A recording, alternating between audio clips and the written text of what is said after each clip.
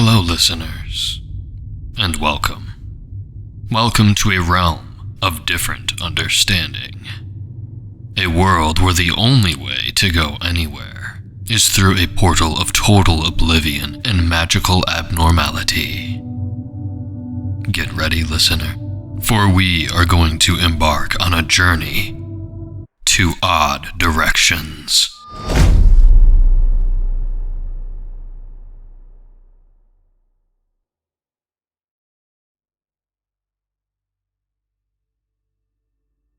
The Girl from Venus. Written by Tobias Malm. Narrated by Creepyface and RomNex.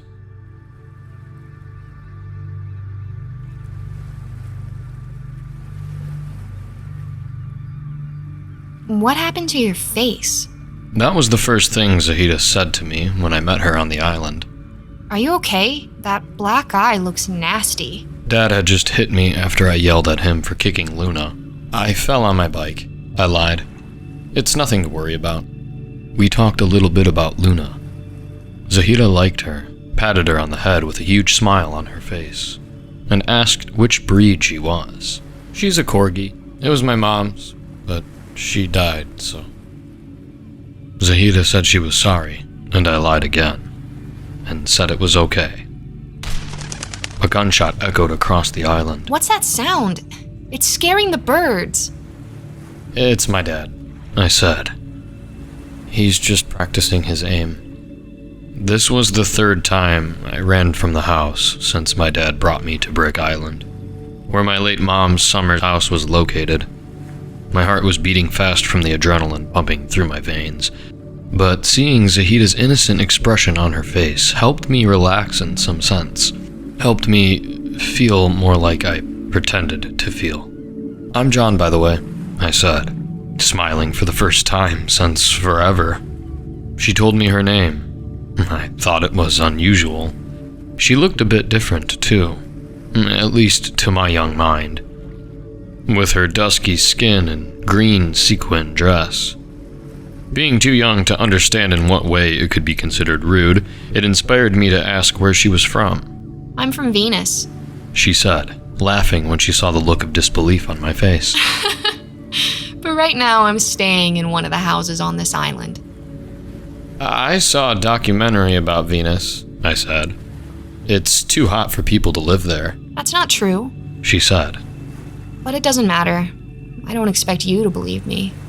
She was a weirdo, I thought, but I was still happy to have found someone closer to my age on the island.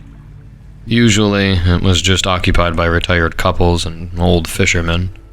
Zahida was only a couple of years older than me, perhaps 16. We continued down to the water. I asked if she liked video games. She loved them, but I had never heard of the ones she was talking about. At this point, I had almost forgotten about my dad.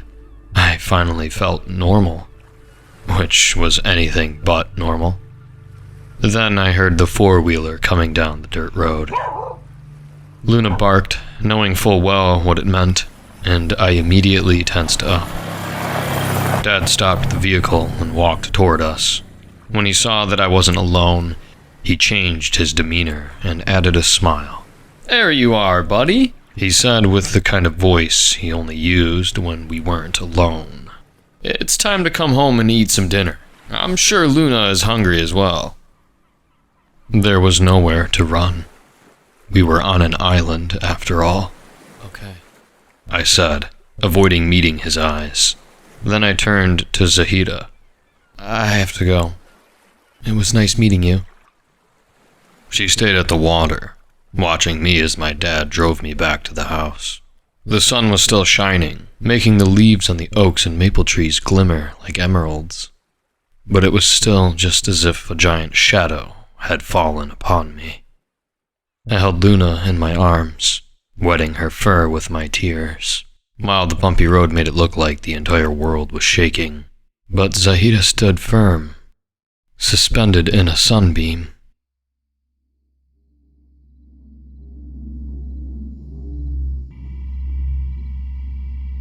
I knew what was coming. I let go of Luna outside the house, fearing Dad would do something to her as well. He sat me down on the bed and put his large hand on my thigh. "You and I are going to have a little chat," he said with hateful rage in his eyes. "Who was that girl?" Luna was barking outside, wanting me to come outside. "That fucking dog!" my dad exclaimed. "It will be the death of me, I swear to God." He took a deep breath. "Who was that girl you were with?" I don't you fucking dare say I don't know. You know I hate that answer. Don't make me ask again, okay?" His grip on my thigh tightened.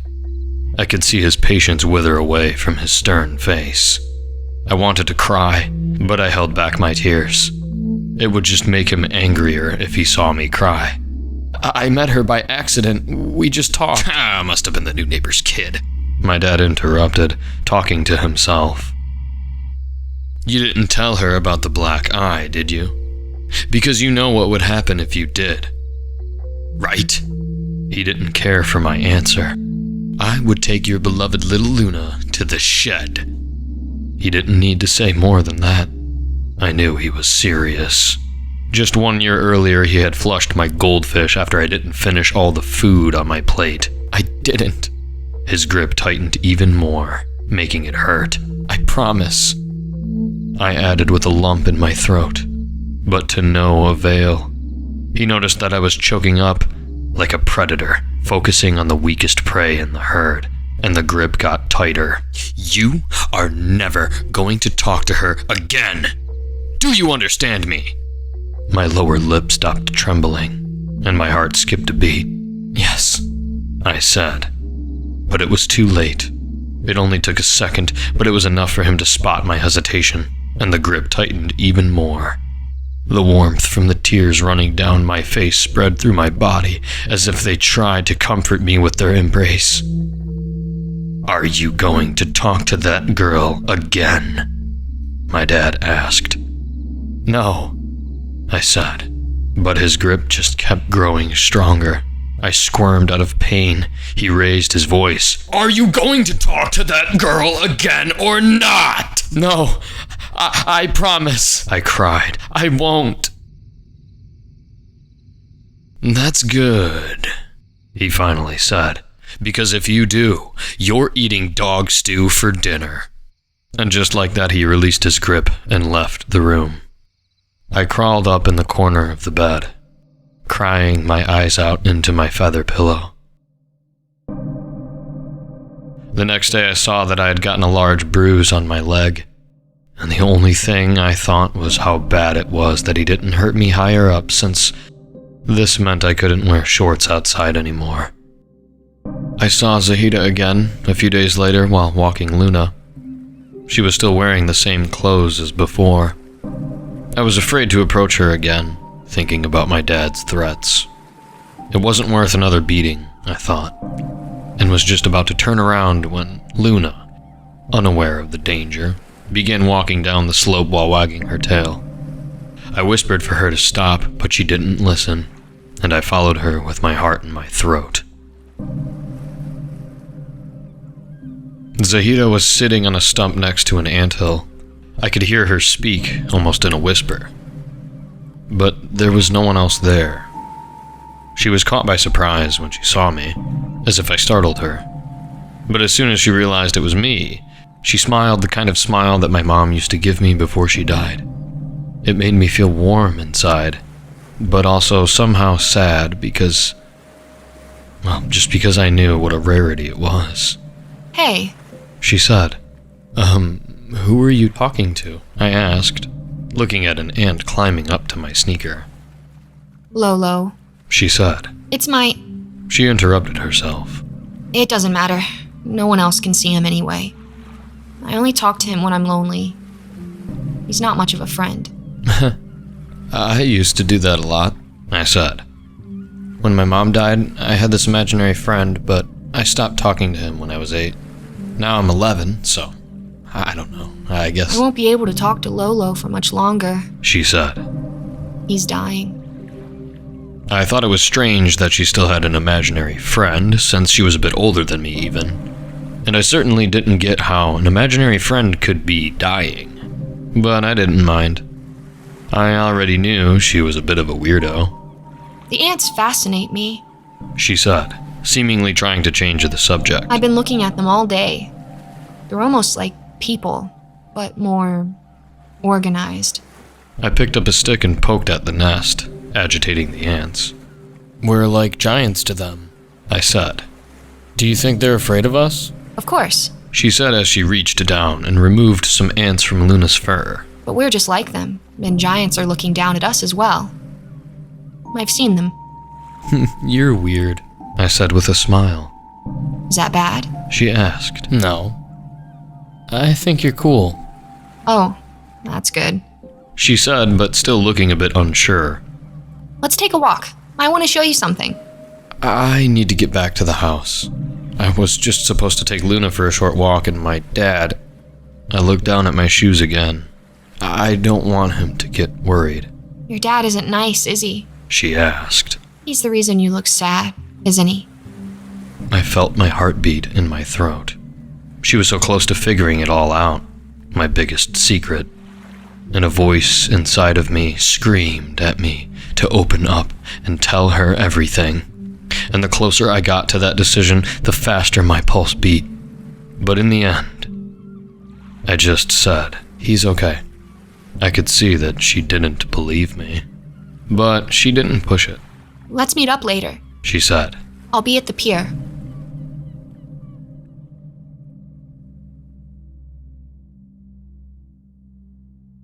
Dad was watching horse racing from his armchair, clutching the ticket with his fat hand. There were several beer cans on the floor next to him. "Where have you been?"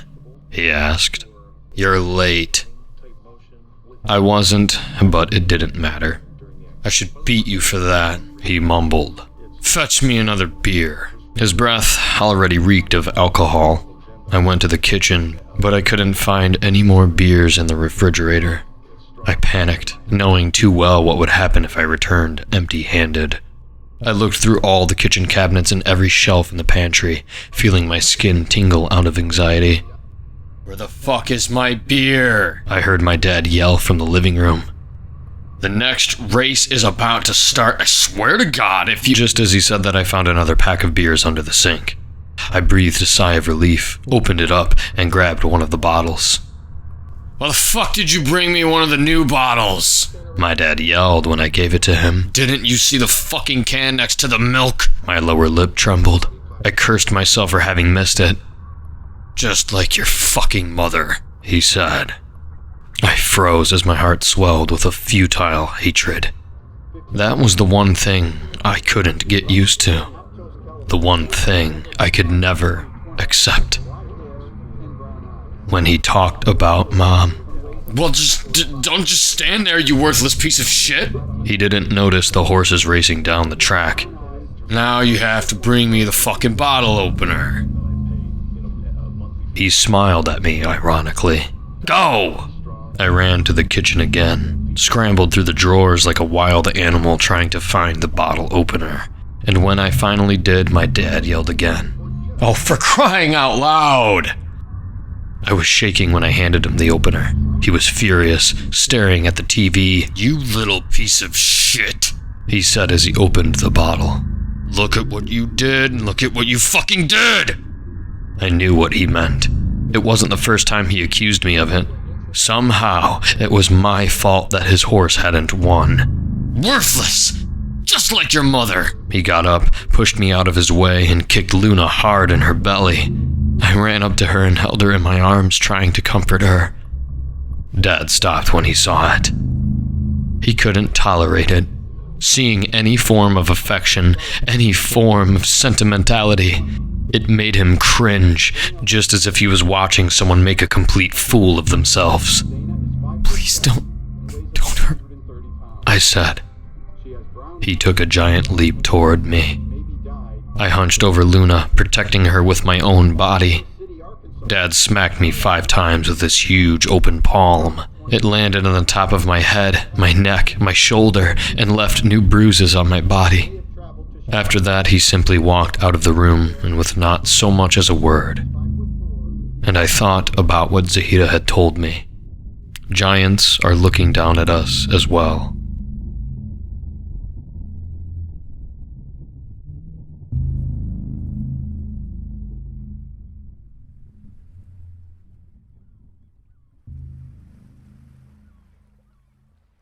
She was lying on her back on the pier, looking up at the sky.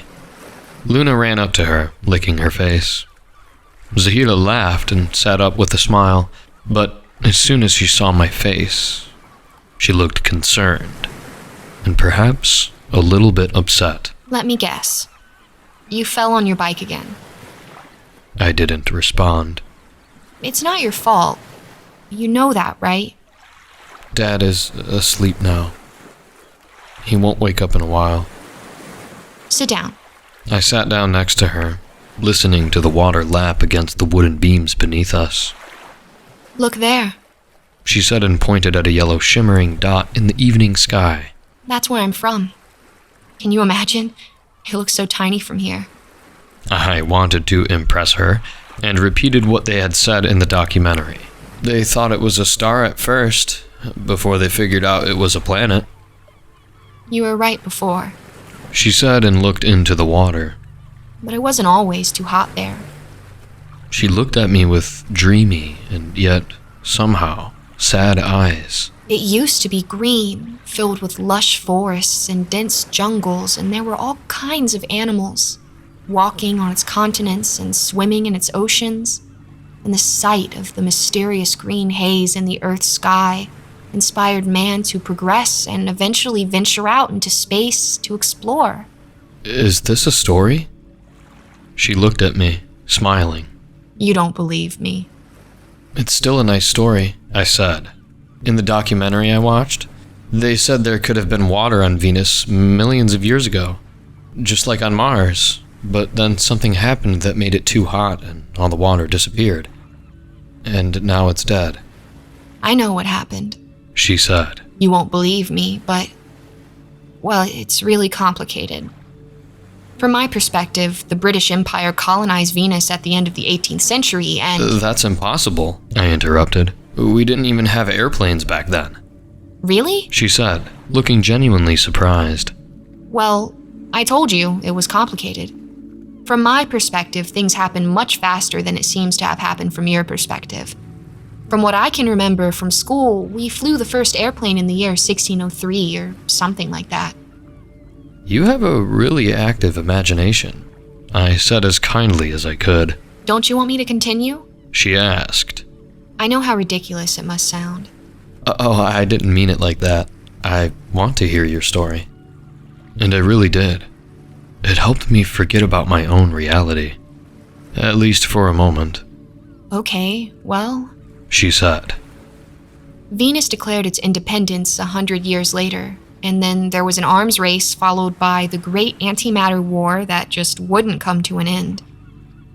In 1996, with both planets almost destroyed, we received the news that Earth had developed some kind of superweapon. When we learned what it was already too late. They couldn't win in any other way. She fell silent for a moment, and then said, They sent a bomb back in time, making the planet uninhabitable. That's why it's too hot now. It was the only way for them to undo the damage done to Earth. Even though I thought that she was crazy, at least if she truly believed this, I really did enjoy listening to her tale.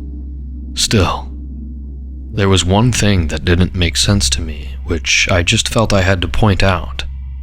How come you're still alive then? My parents were important people on Venus. They put me in a capsule, shielded with some kind of radiation, and sent it to Earth. It was the only craft of its kind. Because of that special radiation, it was protected against the alteration to the timeline. The British Empire thought history would play out more or less the same, and it would remain the sole power on Earth. But since I arrived here, I've come to understand that the small change in color of that speck in the sky had a greater impact on history than anyone could have imagined. I looked at the evening star glimmering in the sky, and thought about what it would have been like with forests and jungles on its surface. The thought of going there, walking through the rainforests on another world, triggered a yearning for freedom that I had never experienced in real life. Such feelings were just as unreal for me as Zahida's stories, and my heart ached from both longing and loathing.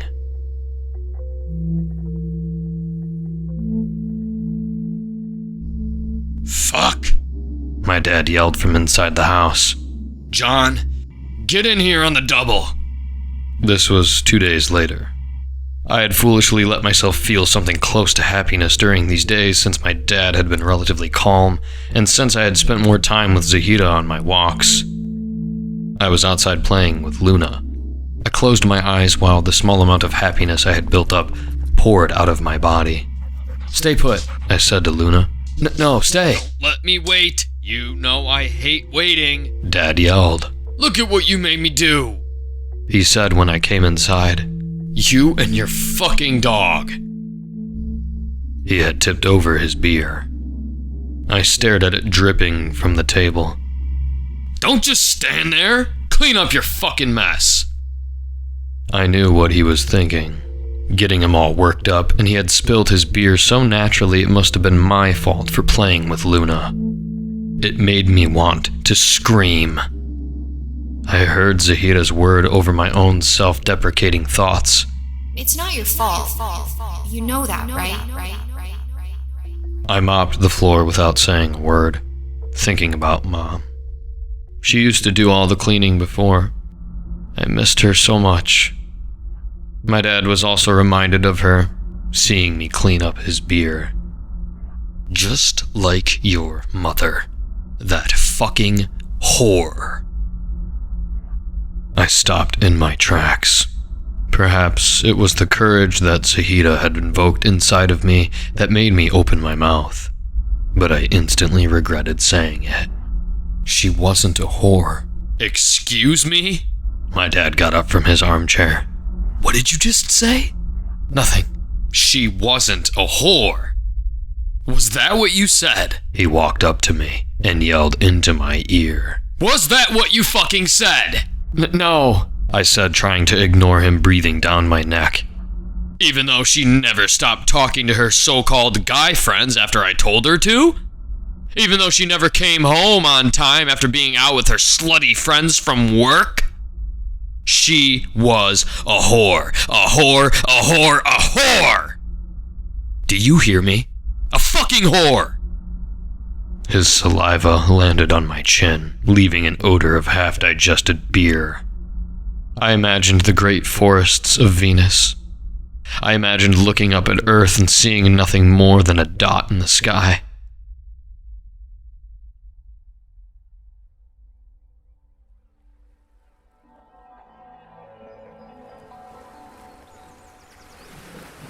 My dad was very controlling as well. Zahida said, pushing her dark bangs out of her face. And it didn't matter what I did.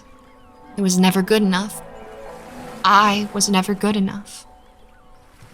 We walked next to the water.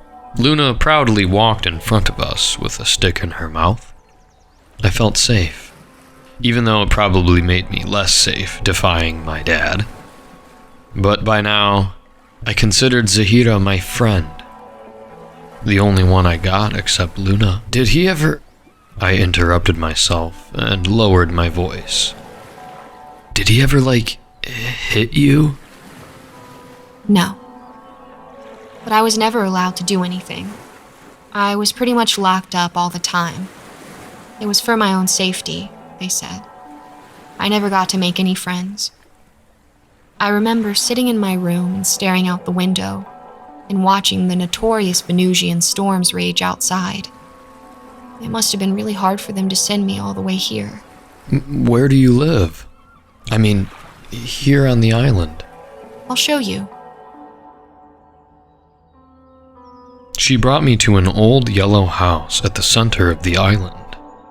It was abandoned. Inside, I saw that there was a large hole in the roof.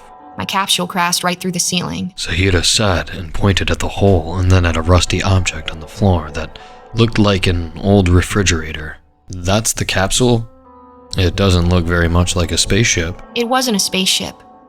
Lolo carried it. I nodded, trying to avoid looking skeptical. I know you don't believe me, but it's okay. No one is supposed to know anyway. Although I don't mind telling you. It doesn't matter anymore. It isn't like there are any redcoats left. She walked to the old window and yelled at an old couple that happened to be walking nearby. I'm from Venus! Hello? I'm from Venus!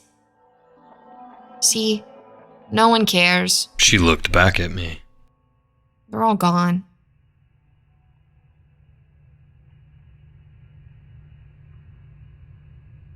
Eat more over there, my dad said and touched the chicken at the edge of my plate. Don't just eat the rice. He continued to stare at me to make sure I did as I was told. Come on, don't just look at the damn chicken, eat it. I was already full. He always put too much food on my plate, and he never allowed me to do it myself. Reluctantly, I placed some of the chicken in my mouth. I began chewing it carefully, but it didn't matter. Don't gobble, my dad said, spitting pieces of food he hadn't swallowed yet. You sound like a fucking pig, for God's sake. Makes me want to puke.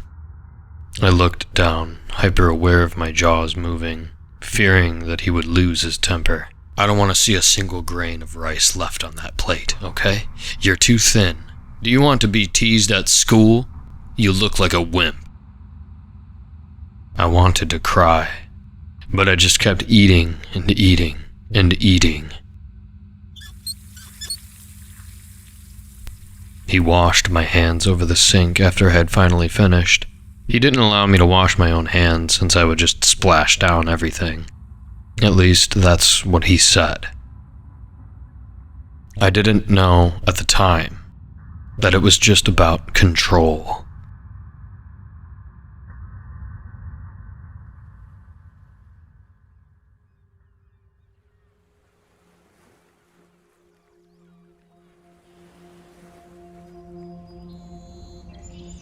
There you are.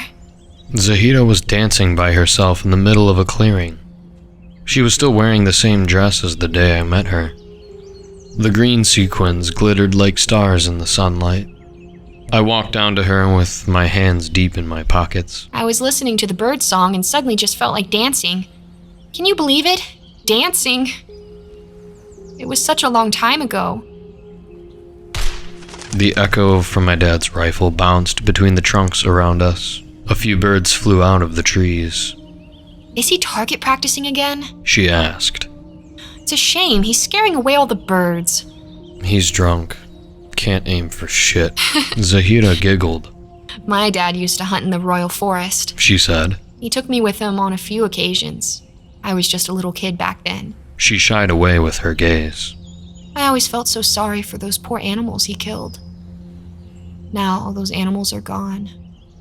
For a moment, I thought she was about to cry, but she pushed her tears down and regained her cheerful expression. We walked to the meadow and laid on our backs in the grass, watching the blue sky above us. Luna ran around nearby, chasing butterflies. They're so white, she said. Back where I come from, the clouds always had a purple shade to them. I'm not sure what caused it, but it was different. As long as we could hear my dad's gun go off in the distance, I knew he was too busy to care about where I was. Hence, each gunshot made me breathe a sigh of relief. We're friends, right? I asked. Of course. Zahida said, still looking at the clouds. You're my only friend on Earth. Will I ever see you again? I mean, after summer break when I have to go back to the city with my dad. I turned my head to look at her. A tear finally broke free and came down her cheek. There's something I haven't told you. I held my breath, fearing the words she was about to speak. I thought she was about to finally tell me the truth about who she was, and that it would mean that we would never see each other again. But instead, she said, I'm not supposed to be here. What do you mean? I asked. There was a brave soldier back on Venus. His name was Arav. He was supposed to be our last hope. Our spies had provided us with the blueprints of the device that allowed the British to build their secret weapon. Of course, we couldn't use it on them like they could use it on us, not without destroying ourselves in the process. But we were going to use it to stop their attack in our distant past. Arav was going to be put in a capsule together with one of our most advanced giants. She stopped herself to wipe her tears. Then she turned away from the clouds and looked me in the eyes. I was so confused when my father woke me up in the middle of the night. He was crying. It was the first time I'd ever seen him do that. I cried as well when he forced me into the capsule. All I had time to grab from my room was this stupid dress. My dad said that he had changed the directive of Lolo. It was now set to protect me at all costs. He sacrificed our entire planet to save me. She sobbed while she spoke. What an idiot. I thought he didn't care about me, you know. He shouldn't have done it. How could he? I hate him. But I could hear in her voice that wasn't what she really felt. Lolo still has the device. I'm going to use it. I'm going to complete Arav's mission and save Venus. That's my plan. She continued. All of this entire timeline is wrong. It was never supposed to be like this. But you're my friend, and I don't want you to be erased together with everyone else here. That's why I want to bring you with me into the capsule. Why don't you show me? I asked. If you're telling the truth, why don't you show me your time machine and that it works? Oh, don't be silly, she said. I can only use it once. After that, there won't be enough energy left in it to travel back. It was always meant to be a one-way trip. You just have to trust me, okay? You don't have that much time to think about it. Lolo is running out of battery power. I told you, he's dying. We might just have days. Please, join me in the capsule. I was just about to ask her to stop pretending and tell me who she really was. A bit angry that she still refused to open up after all this time together. When I realized how long it had been since I heard Dad's gun go off, my skin crawled at the realization. And then Zahida said, "Where's Luna?" I stood up, looking around frantically. Luna? She didn't come running as she used to. Luna! Luna! I kept yelling for her until my voice cracked. Listen, Zahida said. Can you hear it? A faint sound. It was my dad's four-wheeler, driving back to the house from the road. He must have taken her, I said, pallid and in tears. She must have gone down to the road. I should have kept my eyes on her. I'm so stupid. I'm so freaking stupid. Don't say that. Zahida said. It's not your fault. I barely heard what she was saying. She followed me as I ran back to the house, not knowing what to expect. I was too worried to think about what would happen if my dad ever saw me with Zahira again.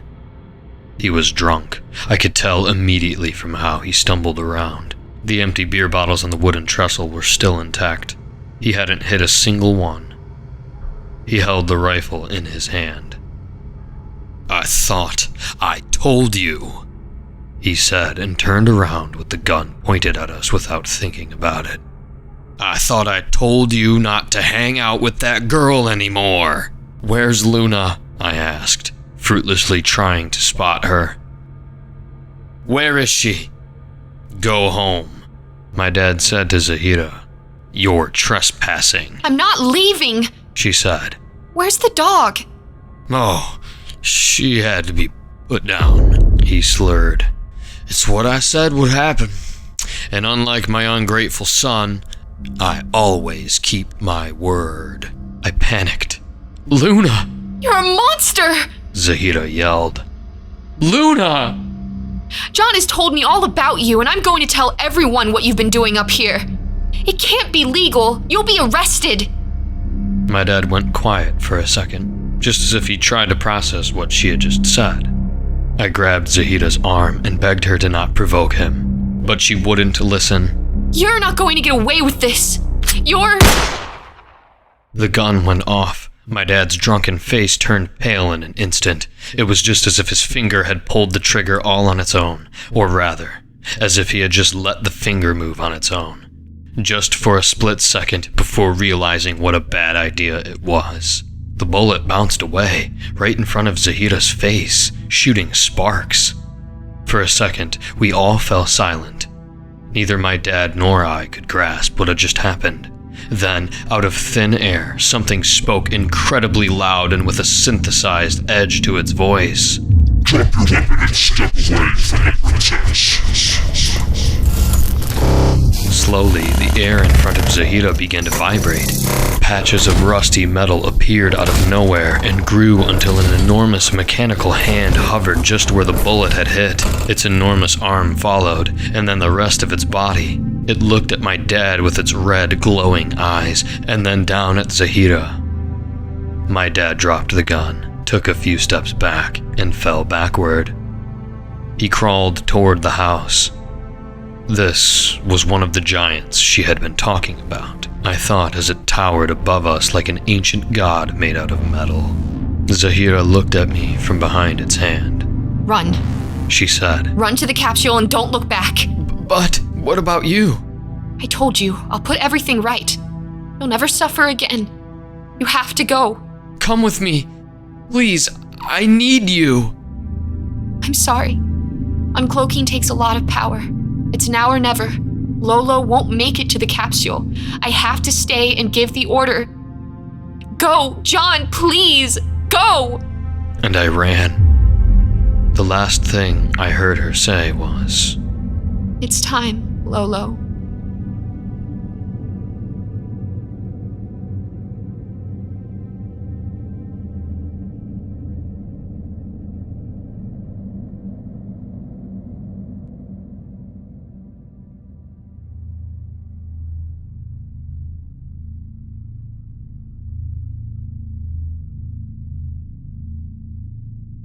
The door to the capsule was heavy, and the metal squeaked when I finally got it open. Darkness embraced me when I closed it above me. The silence inside was total. It wasn't until now that I had really thought about what was happening, and about what was about to happen. I closed my eyes then, waiting for something. But nothing happened. After about an hour, I opened the door and crawled outside. I didn't know what to expect. Had the entire world changed? Was the British Empire restored? The island looked the same. It wasn't until I reached my house that I saw in what way everything was different. The grass was neatly trimmed, and the beer bottles were gone. I yelled for Zahira, but to no avail. Then, feeling my heartbeat drum against my chest, I yelled for Luna. A few seconds followed, and then someone opened the front door, and Luna came running toward me. I fell to my knees, crying tears of relief, as she licked my face and wagged her tail. Who are you? It was the woman who had opened the door. I don't think I've seen you around here. She was wearing a white summer dress. For a short moment, I didn't recognize her. But then, I saw who it was. It was Mom. I couldn't believe my eyes. You look familiar. She said with a warm smile. How did you know my dog's name? Mom? I said. Where's Dad? She didn't know what I was talking about. Dad was gone, just as if he had never existed. My mom had never met him, and I had never been born. But the capsule had preserved me. Although she didn't know who I was, my mom still felt a strong connection to me. After having taken care of me for the rest of the summer, and after a long and drawn-out legal process, she adopted me. I don't think she ever believed me when I told her how I ended up at her summer house. But she had always wanted a child. And when it became clear to her that I truly didn't have anyone else, she chose to see me as a gift sent from above. And in a way, I was.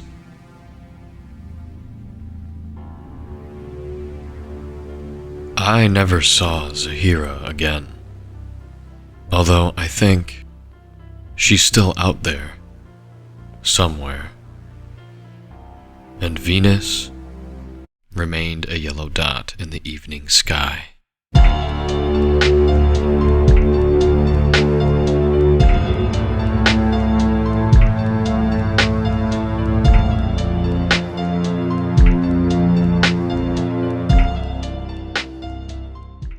Thank you so much for tuning in. I want to thank RomNex for helping me with this one. It was a pleasure working with her. And if you haven't already, I hope you all take a moment to check her channel out as well. It is linked in the video description. I am grateful for all of you.